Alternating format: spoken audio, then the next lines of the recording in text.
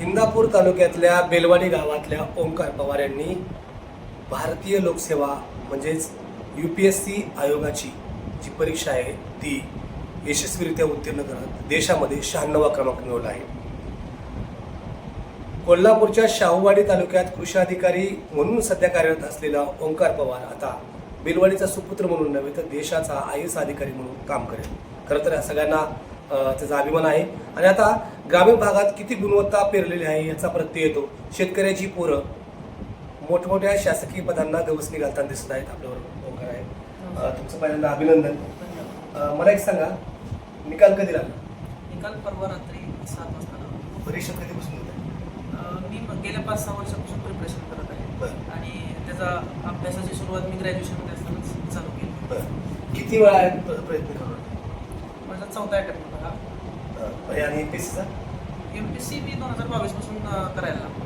लगेच? हां, त्याचा पहिला अटेम्प्ट होताच माझं कृषी अधिकारी म्हणून सिलेक्शन झालं. आता शाहूवाडी काम आता शाहूवाडी जिल्हा कोल्हापूरमध्ये काम. काय अनुभव आहे?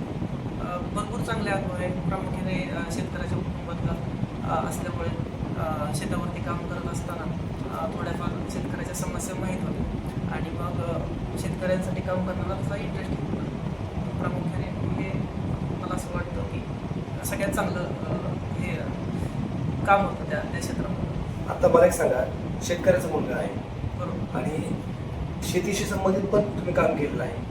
जेव्हा तुम्ही आता IAS ऑफिसर म्हणून काम करता, 96 रँक पर्यंत IAS इंडियन फॉरेस्टर असला, बरं, म्हणजे तुम्ही बरोबर खात्याच्या जातात. तुम्हाला त्यावेळी शेतकऱ्याशी संबंधित काही करण्याची जर वेळ आली तर काय करा? नक्कीच सर. सध्या जर तुम्ही पाहिलं तर ह्युमन ॲनिमल कॉन्फ्लिक्ट खूप वाढलेले आहे.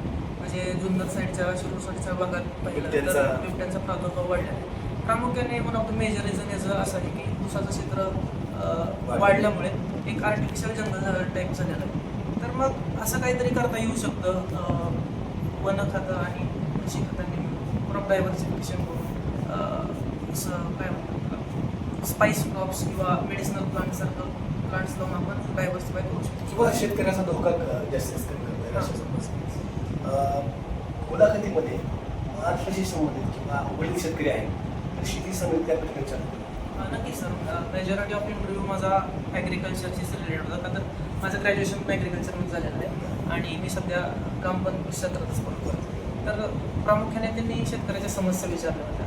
तुम्ही काय नाविन्यपूर्ण सांगा असं विचारलं आणि तुम्ही काय कशा पद्धतीने शेतकऱ्यांपर्यंत पोहोचता किंवा एक्सटेन्शन ॲग्रिकल्चर एक्सटेन्शन ज्याला म्हणतो तर ॲग्रिकल्चर एक्सटेन्शन तुम्ही कसं करता याबद्दल त्यांनी विचारलं.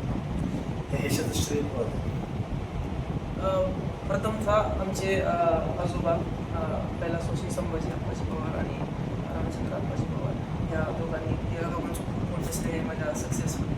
आजोबाला नातू आवडीचा असतो पण मग श्रेय देत आहे आजोबांना नेमकं कशासाठी? माझा बेसिस त्यांनी बनवलेला आहे. म्हणजे लहानपणापासून त्यांनी माझा अभ्यास घेतलेला आहे. काय म्हणजे सांगता? मला असं आठवतं आमचे आजोबा पण BSc ॲग्रिकल्चर झालेले आहेत आणि छत्रपती कारखान्यामध्ये अधिकारी म्हणून त्यांनी काम केलं. तर ते शिस्त लावली त्यांनी प्रामुख्याने.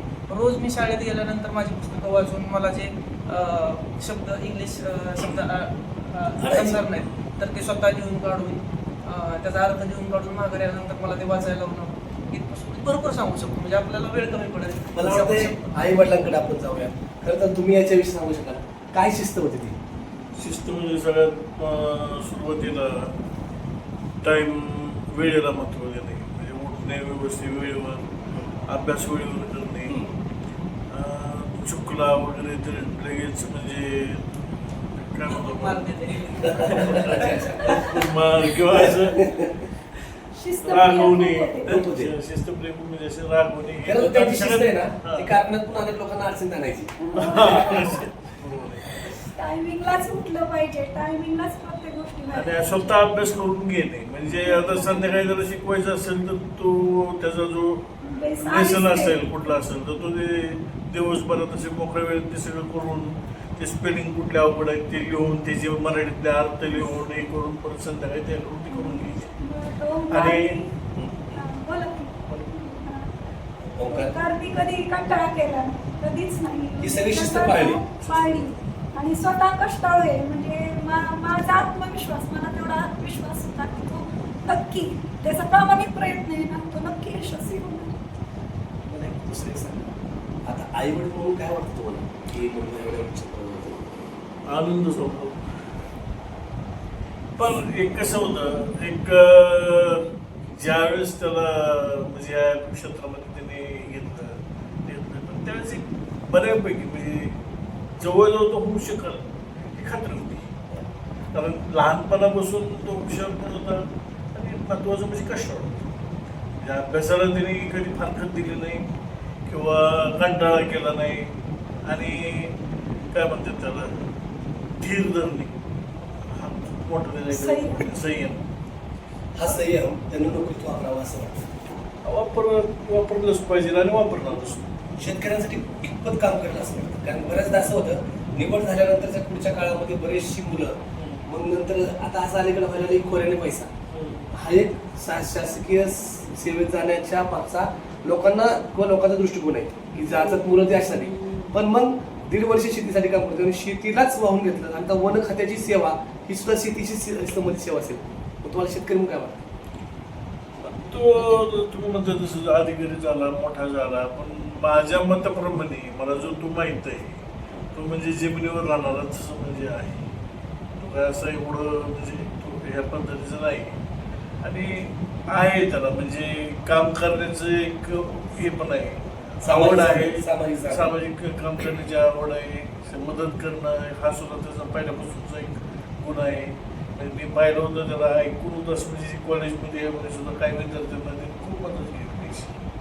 ह्या 1.5 वर्षामध्ये शाहूवाडीमध्ये काम करताना काही नाविन्यपूर्ण प्रयोग राबवले काय? हा म्हणजे भरपूर प्रयोग आहेत ह्याच्यामध्ये डोक्यामध्ये जे सध्या आम्ही राबवतो.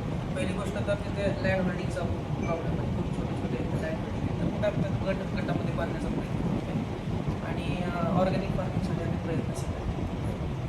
मग अशी बोलता बोलता आपला एक विषय झाला की मुलाखतीत तुम्हाला छत्रपती शिवाजी महाराजांचा विषय विचारला आणि महाराष्ट्रातला नेमकं कुठल्या मुद्द्यावरती तुम्हाला प्रश्न विचारले तुम्ही कुठले उत्तर दिले?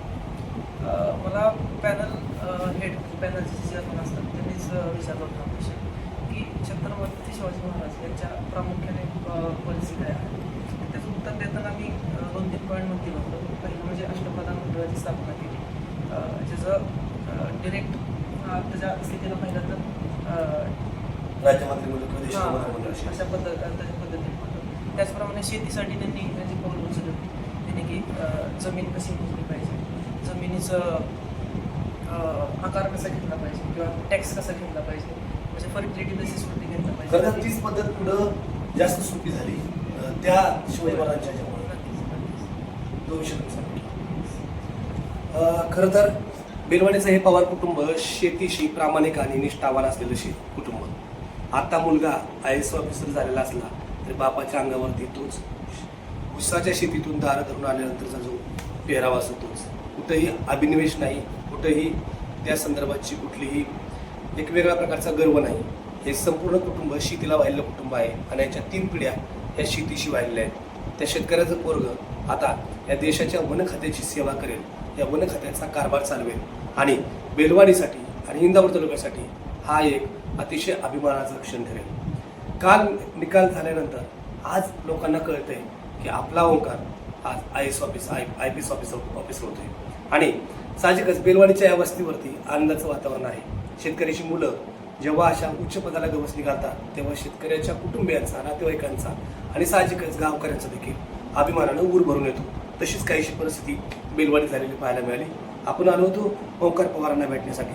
आणखी वर्षांनी येऊ ते IPS ओंकार पवार यांनी देशामध्ये काय नाविन्यपूर्ण प्रयोग राबवले त्याची माहिती घेण्यासाठी.